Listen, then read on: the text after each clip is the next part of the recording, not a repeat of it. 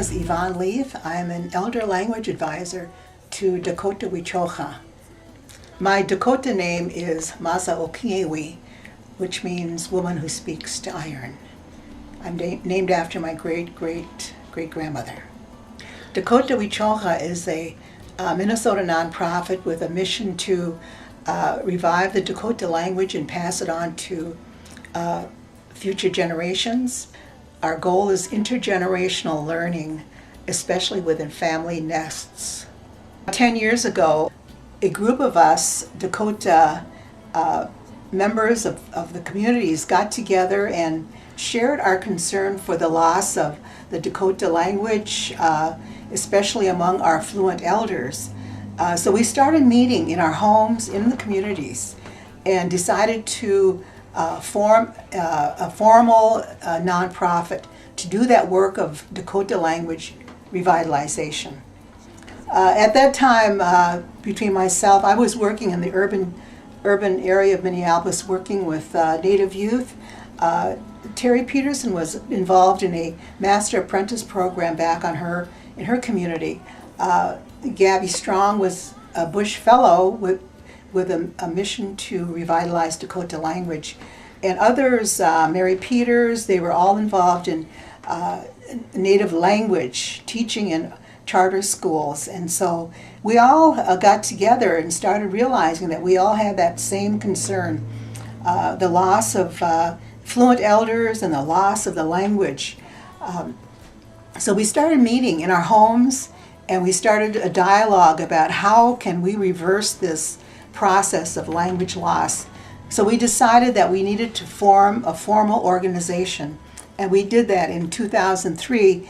We formed a nonprofit, and we called it Dakota Wicohan, the Dakota Way of Life, and with a mission and a goal to revitalize Dakota language. We set up at powwows, we had booths where we shared information in order to find people who wanted to learn the language and encourage them to come to our gatherings. So they would come to our weekly gatherings, and where we did the language, we taught the songs, we taught young boys how to sing at the drum and to teach them what each song meant.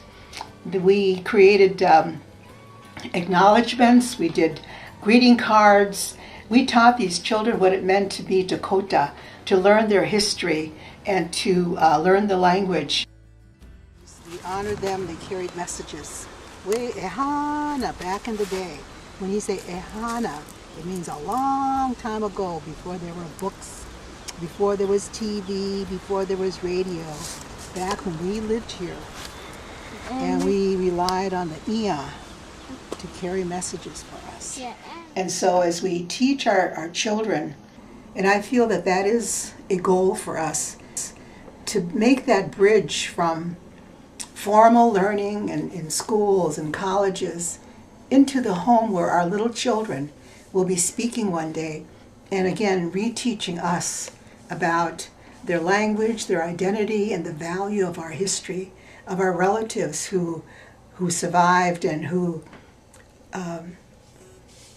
gave us a legacy we have of courage and resilience and resistance to those challenges for our own survival.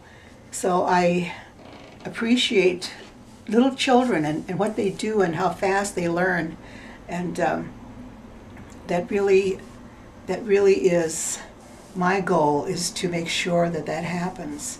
And I will continue to work in whatever capacity to make sure that the language is reclaimed, renewed, revived, and I will do that until I can no longer do that work.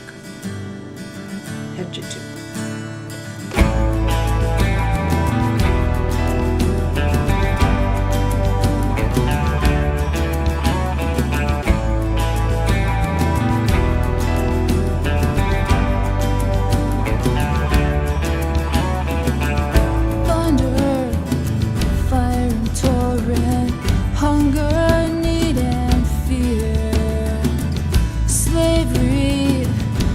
Confusion,